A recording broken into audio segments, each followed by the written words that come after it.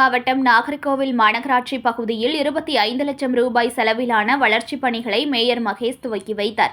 கன்னியாகுமரி மாவட்டம் நாகர்கோவில் மாநகராட்சிக்குட்பட்ட 10வது வார்டு வஞ்சி மார்த்தாண்டன் புதுத்தெருவில் 6 லட்சம் ரூபாய் செலவில் கான்கிரீட் அமைக்கும் பணி, 13வது வார்டு ராமவர்மன் புதுத்தெருவில் 5.7 லட்சம் ரூபாய் செலவில் கான்கிரீட் அமைக்கும் பணிகளை மேயர் மகேஷ் துவக்கி வைத்தார்.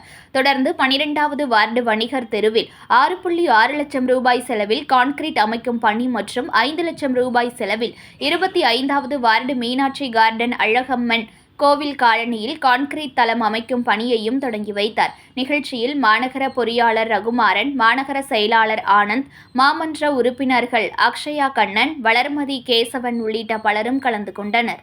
செய்திகளை உடனுக்குடன் தெரிந்து கொள்ள லைக் பண்ணுங்க, ஷேர் பண்ணுங்க, சப்ஸ்கிரைப் பண்ணுங்க, மறக்காம கமெண்ட் பண்ணுங்க.